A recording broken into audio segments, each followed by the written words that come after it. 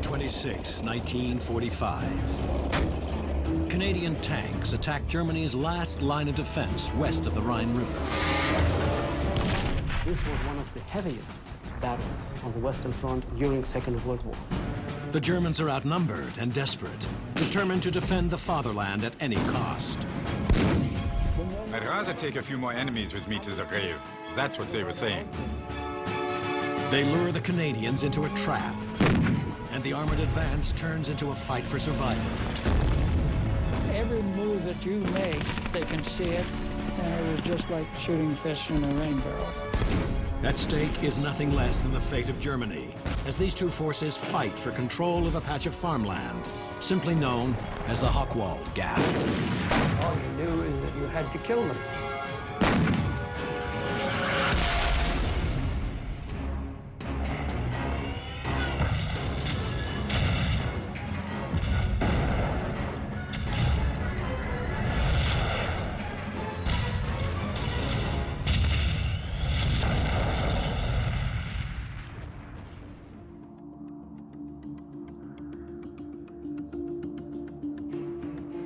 The Rhineland, fertile farm country in western Germany.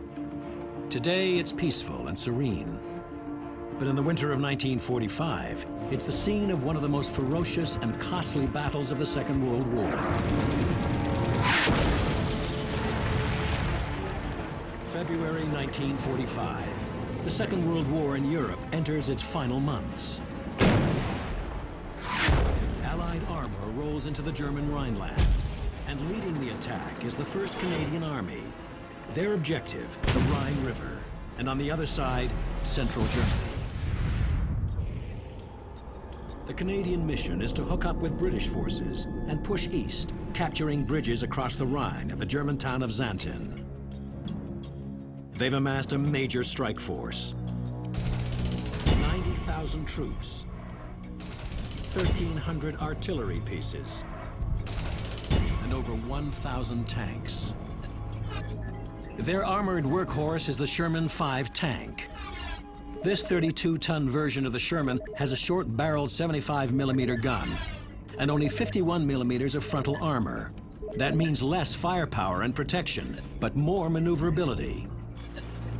And the Allies are able to produce thousands of them. Well, the Sherman was a great little tank. And we had far more of them than the opposition had. There was lots of them. That was one good thing. And the other thing was they were pretty rugged. They didn't require much maintenance. They were tough. The Sherman had a short-barreled gun, so they could only damage us at a very close range. The Sherman wasn't as good as our Panther. He had a long cannon. They couldn't compare to the Panther. The Panther is armed with a high-velocity 75mm gun and is protected by 80mm of sloping frontal armor. And with a top speed of 40 kilometers per hour, the Panther is one of the best designed tanks of World War II. But in the winter of 1945, it's numbers that count, and the Germans are at a disadvantage. The Allies had so much more equipment, so much better supply for gas, food, and ammunition. We couldn't compete with that, and by 1945, we barely had any tanks left. To defend the Rhineland, all the Germans are able to field are a handful of Panthers, almost a dozen of the heavier Tigers, and less than 100 anti-tank guns.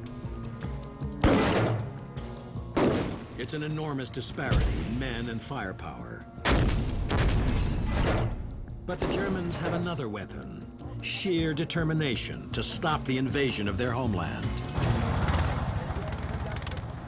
The day British and Canadian crossed the border to Germany, the Germans were defending their own country. Each of these soldiers thought not that he was fighting for Hitler or he was fighting for Hitler's regime, but he was fighting for his country, for his people at home. It's called the fatherland, you know, in their terminology.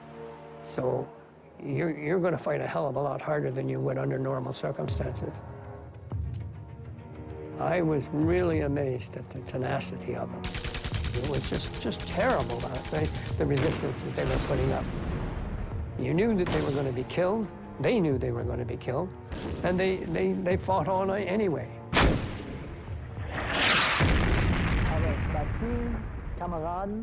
For many of our men, their homes had been destroyed. Durch die Bombardierungen.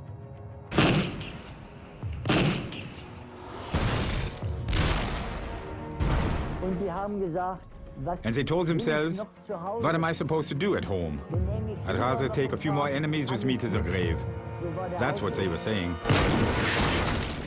The Allied soldiers had to fight around every farm they saw, every little forest they saw, every little village they saw. They had to fight.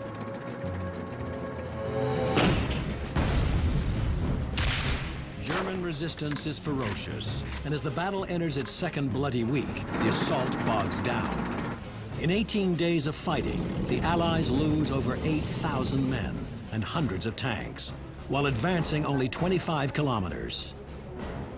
Allied command sends in Lieutenant General Guy Simmons, commander of the 2nd Canadian Corps, to get things moving. He implements Operation Blockbuster, a bold plan for tanks and infantry to attack quickly and at night, seizing the high ground between the villages of Kalkar and Udom. This will clear the way for his main force to cross a valley and overwhelm German defenders dug in along the Hochwald Ridge, their last line of defense before the Rhine River. The Germans knew the terrain because it's their terrain. Yeah. And so it wasn't so important that they only had 10% of the army of the Allied. It is very easy to hide soldiers in these forests. It's very easy to hold up every soldier who's coming, every tank who's coming. And this made it very difficult to take this ridge and the Hochwald. But this is just the beginning of the Allies' problems. They also have to deal with the weather, and spring has come early to the Rhineland. Da waren 3 Flüsse. Because of the melting ice, 3 of the rivers were carrying so much water. We also destroyed the dams. And there were 2 other rivers that were carrying so much water, there was no way for them to get through. And there was also a lot of mud. It flowed over all the roads, all the fences, and your maps became useless because all you could see was endless mud. Da waren auch rechts und links. To the left and right of the roads, the ground had turned to swamp. So they had to stay on the roads. They couldn't use the fields. And there, they were easy targets for us.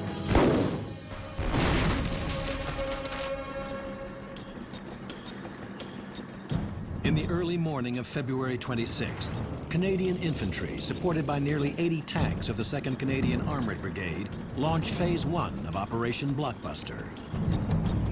Their mission is to take and hold the German-occupied Kalkar Ridge, clearing the way for the main attack against the Hochwald on the other side of the valley. It begins with an artillery barrage by 700 Allied guns. All those guns broke loose, just tremendous fire.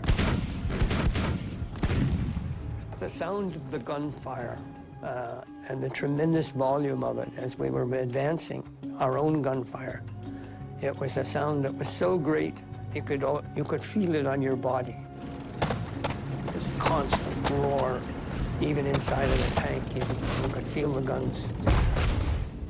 They make a little more noise when you're in front of them than they do when you're behind them. It was raining very steadily. The ground was just terrible, absolutely terrible. We pressed into the minefields, and the first 3 tanks hit mines.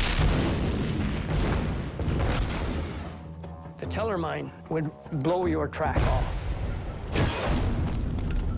and it would buckle the floor under the driver. And that basically disabled the tank. We reported that we'd hit the minefield, and the 2IC came on the air and said, "Press on." And I can recall Butler said, "How the hell do you press on when you're in a minefield?" And this is in the dark. You really don't know what the hell you're doing. And we found sort of a little track or trail. And we turned right and went through the minefield basically on a country lane. So the Germans hadn't minded. The loader operator's job really is, like if you're not firing immediately, is to pivot your periscope. And as we progressed, I could see 2 German tanks off as they passed a burning barn. And I yelled into the mic, "German tanks."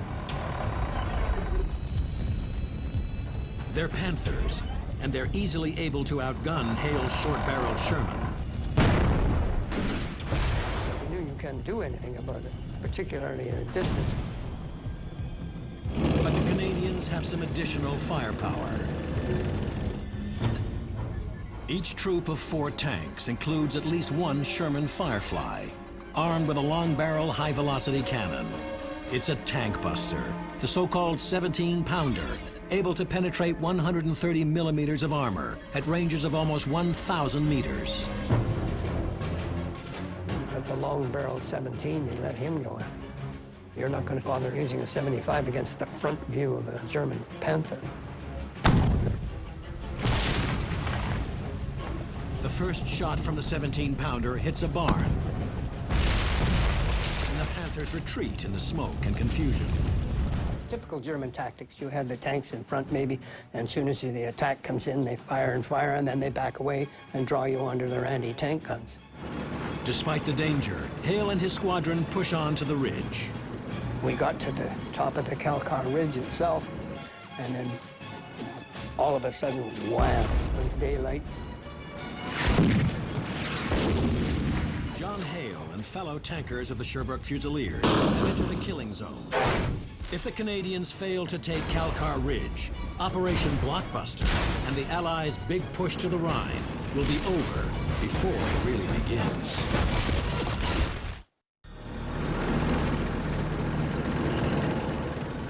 February 26, 1945. Operation Blockbuster is underway. And the fighting is furious from the very first shots. Lieutenant General Guy Simmons sends scores of Sherman tanks into the thick of it. Their mission is to take and hold the heavily defended Calcar Ridge, clearing the way for the main attack aimed at driving the Germans back across the Rhine River. But even though they're outnumbered, the Germans stubbornly stand their ground. We got to the top of the ridge, and then all of a sudden, wham, it was daylight, and the Germans were shooting. They were being fired from our left flank and in front. And I can remember particularly this barn on our left flank. And the doors were coming open. And we were yelling at the gunner, the doors are opening. What Hale has spotted is the infamous 88, Germany's most powerful anti-tank weapon.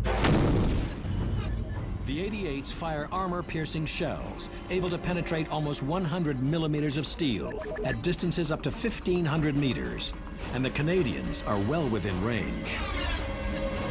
I don't know about you or anyone else who's ever looked down the barrel of an 88. When it fires, you can actually see it coming at you. It's like a rolling ball, like a fist coming. You can see the sparks coming off of it. It passed over our tank and cut off the aerial within a foot of the tank behind us. Then we instantly fired just as soon as he had fired at us. Looking behind us, the Grenadier Guard tank that was liaison, his tank got hit. There's an immediate fusion of the metal into a cherry red glow where it's hit with a black hole in the middle of it. And the crew commander was coming out the hatch, and the ammunition exploded, and he just sort of threw up his arms and then collapsed down into the turret. There were still 6 of us left on the top, and we were all firing forward and to the left flank. And the Germans started cutting down the farmhouse structure. They were ripping it down, and we were using it for cover. We were pulling out and shooting and so on. We couldn't withstand the amount of fire that was coming at us. We were going to all get knocked out. The infantry had dug in and could defend their position. So we fired a smoke shell for 5 of the other tanks.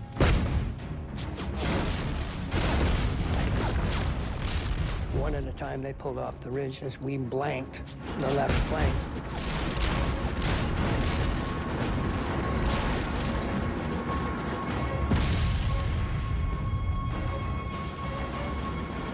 By that time, the buildings were nearly gone and just burning rubble, and we decided to pull out. And the tank, in the heavy mud, we put it in first gear and pulled ahead, but it sort of snuffled under and stopped. And a German shell fired right across in front of us. And then we started moving forward again, and then finally there was another shot came at us. And Butler was in the turret, and he was standing there, and he just sort of fell on the floor on his ass, and he said, "Oh!" And it had a strange sound to it, you know, sort of, it didn't have the crack, it had a whir. And I said, "What happened to that?" He said, "You wouldn't believe it, but that was coming for us, and it hit a hydro pole." We started out with a squadron and 19 tanks and 1 liaison tank, and we wound up with 6. And that's my first introduction to the Rhineland battle. More tanks join the attack, and the battle goes on into the next day. Finally, the outnumbered and outgunned Germans are forced to fall back, and the Canadians take Calcar Ridge.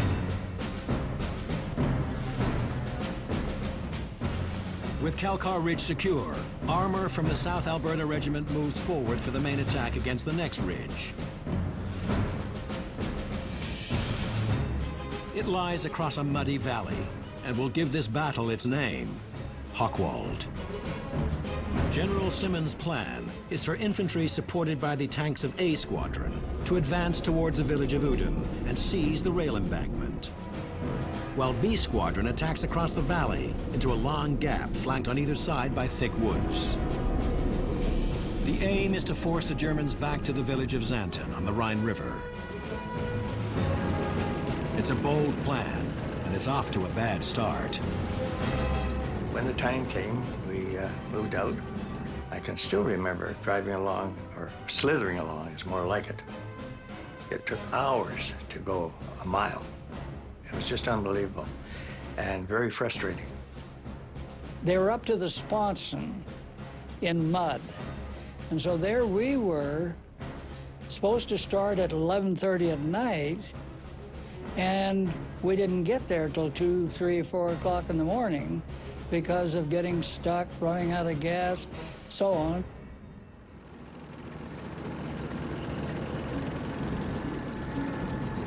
It was almost daylight by the time they got it started, and you're going into the worst possible situation. You try not to have armor go through draws or files, and here is a wood on both sides, loaded with firepower. And we're leading into this absolute killing zone. To go into that gap the way we did, and it was just like shooting fish in a rain barrel.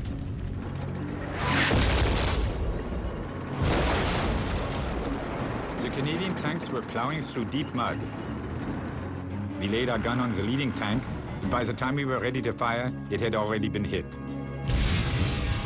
And we swung our gun to another, but that too stopped. The third tank at which we aimed fired first. And the shell burst only yards in front of us. Quickly, we realigned our gun. The tank seemed to falter, and we fired. We were just moving towards the position, and the incoming fire was such that you just could not exist there.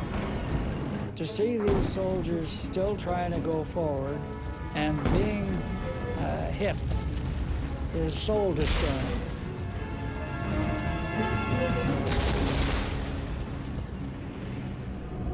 While B Squadron takes a beating at the Hochwald Gap, A Squadron advances towards the rail embankment running through the village of Udom. It's the only piece of high ground in a sea of mud. It was what they called a right hook to go around Udom and try and establish a front by the railway crossing. Supposedly the town looked pretty vacant, but all the time you don't take that for granted. Anything that moved, we were shooting it up.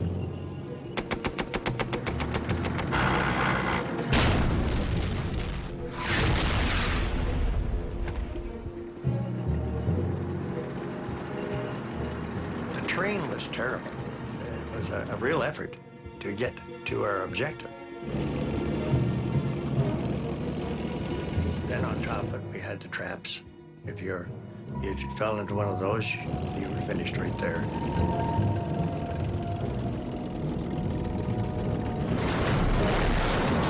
And here we were coming out onto a dike area, and unknown to us, on either side of the dike were big, deep ditches. The way those tank ditches were designed, as you were coming around, you'd eventually lock onto one of those roads. That was a little piece of high ground from the mud, and so we probably chose to take that. And then when you get on it, then of course you can't get off it. And we just fell right in line. And that's the worst thing that could ever happen to an armored column. And they were just waiting for us.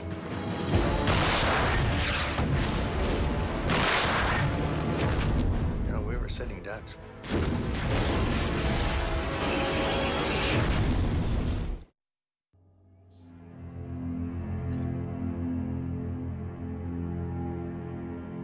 The countryside near the German town of Udom shows little sign today of the ferocious battle that took place here.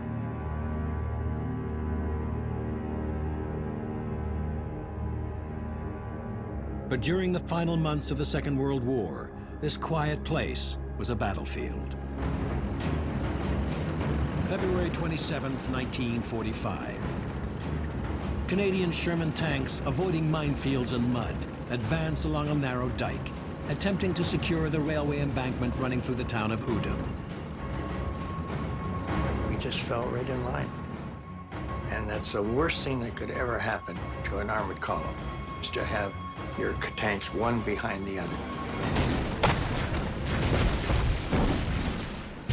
The Germans had placed a lot of Tigers embedded down in the ground area, and anti-tank guns, and they were just waiting for us. Eddie, he was at the front, saw the Tiger, and I guess he knew that the Tiger was drawing a bead on him.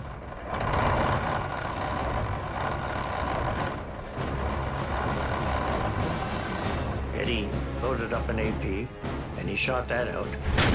According to him, he says the shell just bounced right off its hide. And so he knew that he had to go to stage 2, which was get that opening. The German Tiger is a 57-ton monster. It's built like a battleship, protected in places by more than 100 millimeters of steel plate. The Tiger seems indestructible, but it has a weak point. A narrow gap in its armor where the turret meets the hull. A shell strike there can put it out of action.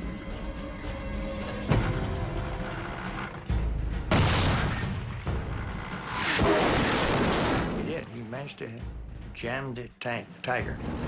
But it does no good. The Canadians are caught in a trap. The Germans have prepared a perfect ambush. And it was just very fast to them. They just took out the front tank, took out the back tank. They just took every other tank out.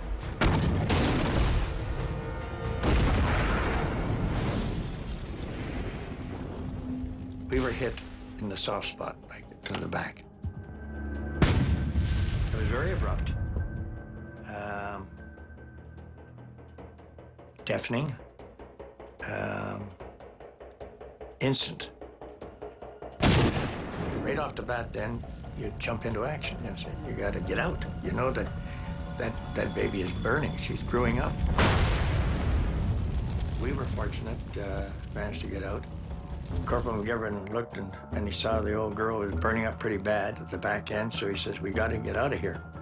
And he looked over and he says, there's a farmhouse. He says, it's a short distance away. He says, we'll make a run for it.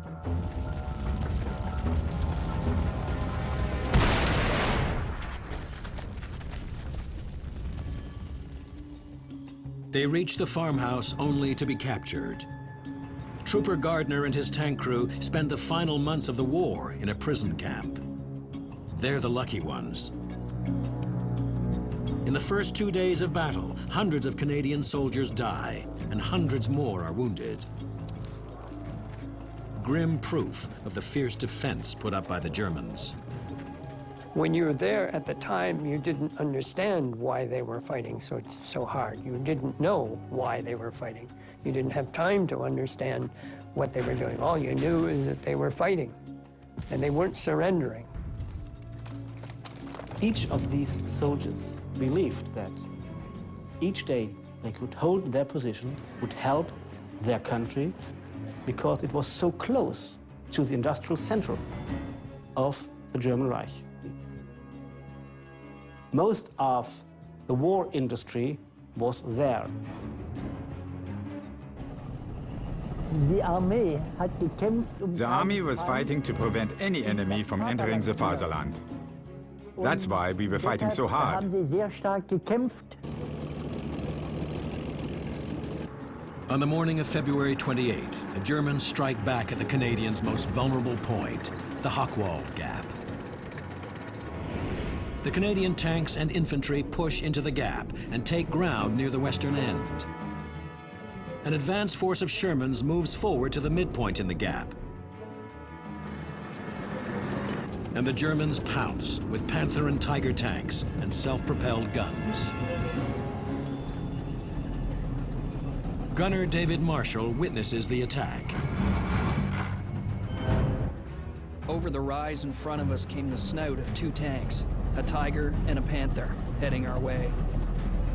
When our gunners had them in our sights, and before the German tanks could level out to bring their 88s down on us, our tanks opened fire, with all guns blazing.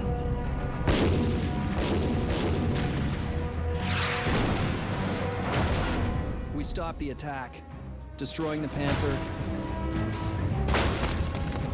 and forcing the Tiger to retreat.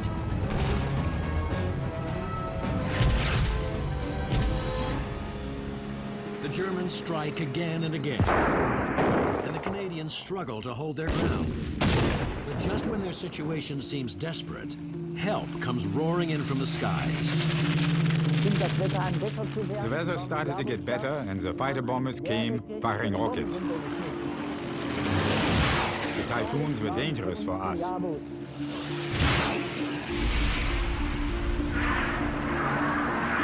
The typhoons would range in above you, behind you somewhere, with 20mm cannons.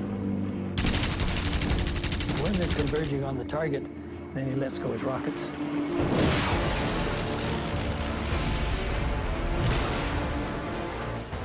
And it's just a hell of a noise, and all you see is pieces. It'll break a Tiger or a Panther, break them in pieces. So they're very helpful. The Typhoons, or Tiffies as the tankers call them, stopped the German advance with their rockets. But in battlefield chaos, anything can happen, as Canadian tanker Bill Luton recalls. A sound was heard overhead unlike anything I ever experienced in battle. Something like the noise of a high-speed train passing through a tunnel. I paused in wonderment, and then heard an explosion.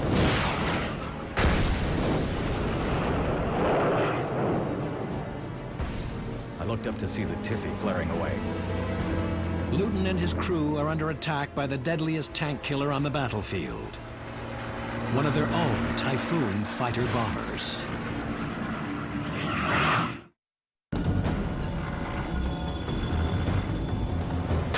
The Battle of the Hochwald Gap enters its third bloody day, and it's a standoff.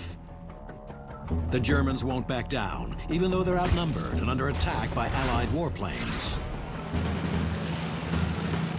Rockets from Typhoon fighter bombers shred the Germans' dwindling supply of tanks. They were dangerous, these Typhoons, attacking every tank. The Typhoons swarm the Hochwald Gap, and in the chaos, one of them targets a Canadian tank. A sound was heard overhead unlike anything I ever experienced in battle. I paused in wonderment, and then heard an explosion.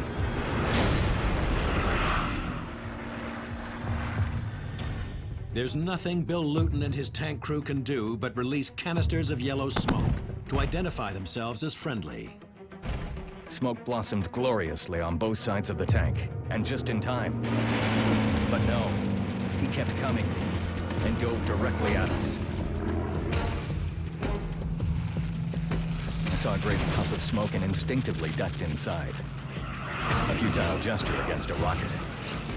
Again came the sound of the express train in a tunnel, and again the explosion.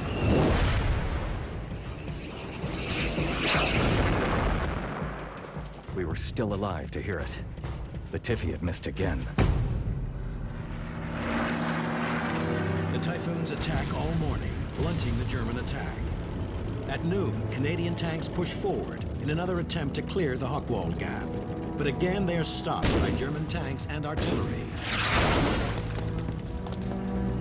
That night, tanks from the Canadian Grenadier Guards try again. But the Germans have perfect aiming points on either side of the gap. Tracer rounds light up the sky, and the Guards are caught in a crossfire. By the time it's over, they have gained no ground and lost 10 tanks. We had the numbers of troops, weapons, and so on our side. But a very well ensconced enemy on the approaches can make you pay dearly, no matter if you have the odds. Dawn, March 1st. The battle enters its fourth day, and the Canadians are still only halfway through the Hochwald Gap.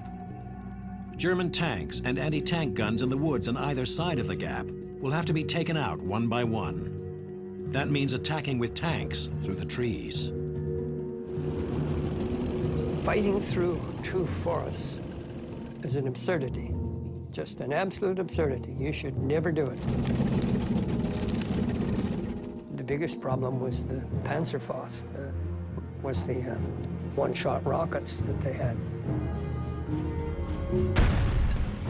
Panzerfaust means tank fist. It's small, highly portable, and lethal. It fires a 140mm shaped charge at ranges of up to 60 meters and can penetrate 200mm of armor, tearing a hole through the tank and unleashing a devastating explosion inside. He could hide in the wood. All he needed was an opening. He's got a big target, and once he hits that tank, there's a chance he sets off the ammunition in it, or starts the tank on fire, or he has wounded at least one or a couple of the crew. They'll knock out a tank just like that, bingo. I don't think tanks are that useful, but that's what you had. We were going through with the Fusiliers Montreal into the forest in daytime. 4 tanks were in line ahead, which is not very effective, instead of being spread out. The major of the Fusiliers, Morial, wanted us to use HE against this group of Germans in a clearing that was in front of us, which was our objective. The Sherman 5 carries 2 main types of ordnance: armor-piercing shells for use against tanks, and HE, or high-explosive rounds for softer targets. You'd have to be careful and use the shock action more than the weapon. The ground shakes like an earthquake. But the Germans were protected. If you brought fire on them, they had overhead cover. And as soon as the shelling stopped, they're back into position, throw the sticks and what have you out of the way, and they're ready for business.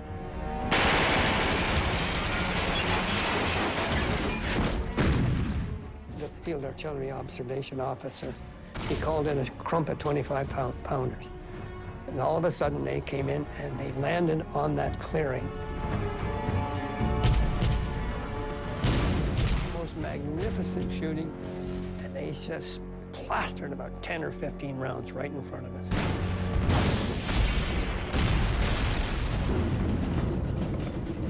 The heavy artillery clears the Germans, and the battle continues for the next 36 hours, with tanks and artillery making small gains against fierce German resistance.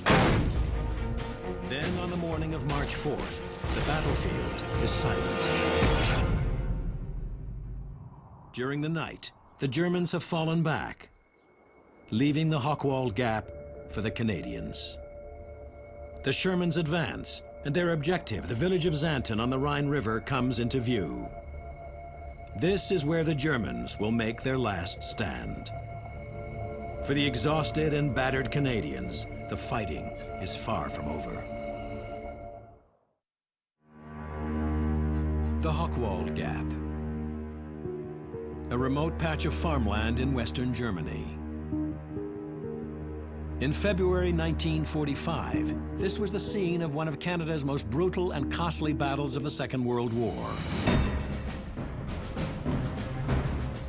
After 5 days of fighting, the battle comes to a swift and surprising end. German forces retreat in the night, leaving the gap and the woods on either side to the Canadians. This is an art that the Germans have, and we should really basically learn by it, because they have a habit of putting on a tremendous show so that the last thing you can think of is their withdrawing. But that's what they do, but they leave people in position who then are very aggressive with their weapons.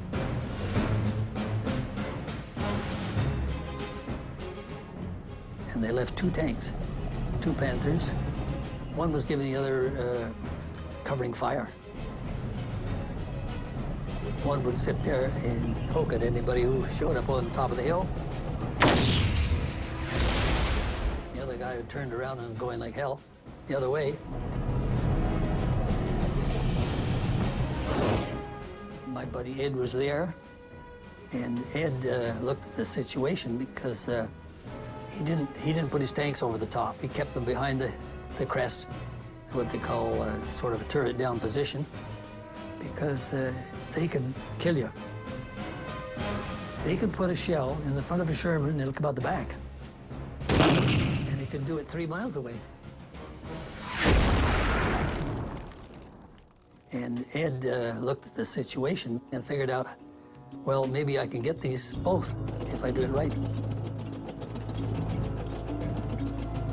So he gave gunner control, and the gunner will drop the breech on his gun and look through the gun barrel and watch the gun crest clearance, and he gets his sight on the tank. When he's got crest clearance, then he fires. The dangerous one was the one that was facing him because it has the heavier plate in the front, and it has the gun in the front, which still could get him. that first tank. He was backing up along a little narrow road with ditches on the side, and he accidentally backed the back corner over the ditch, and it tipped up the next plate. And it was just a flat plate, not very thick. The 45-ton Panther has 80 millimeters of sloped frontal armor, making it almost impenetrable. But its underside is only 30 millimeters thick and very vulnerable. You could see what was happening and studied the thing, and he hit it right bang in the middle into this plate. So he just kept firing. This tank brewed up, and I don't know if people get out or not. But the other one was going the other way. The gun was pointing away from him, and the back of a Panther tank is not thick. It's probably 3 inches. But one round at on the other tank, and he ricocheted off the deck and took the commander's head off.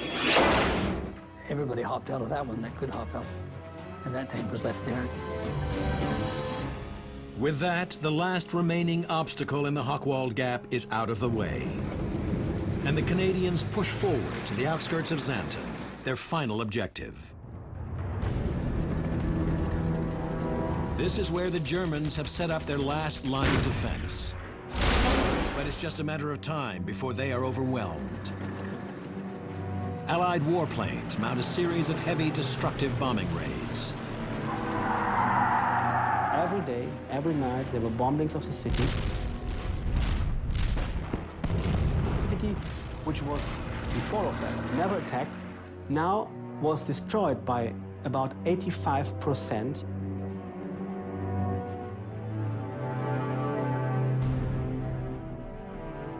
I remember the bombings very well. We had to go down to the cellar very often.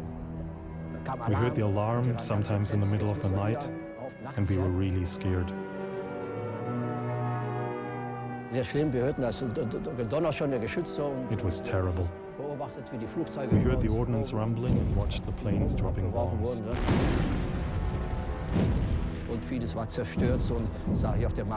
There was a lot of destruction, and there were dead horses lying all around.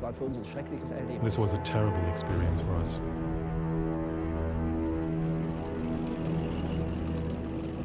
On March 7th, a month after the fighting in the Rhineland began, and 8 days after their costly attack through the Hochwald, Canadian Sherman tanks roll into Xanten. They capture the bridges over the Rhine and open the way for an all-out Allied advance into the German heartland. Germany will surrender in less than 2 months. This battle here in the Rhineland is one of the forgotten battles of World War II. It was the Canadian-British Army who opened the gate to Berlin. In the end, the casualties on both sides are appalling. The Germans lose 40,000 killed and wounded. And for the Canadians, the fighting in the Rhineland, including the Battle of the Hochwald Gap, became their bloodiest campaign in the entire war. The Rhineland, in terms of casualties, basically 5,300 dead and wounded in, shall we say, 30 days. Like, that surpasses D-Day, it surpasses the worst of the Scheldt. Strange enough, there isn't a sense of elation. It's more, thank God it's over, because coming to mind is the people that have been lost, the price paid, and that this is not the end.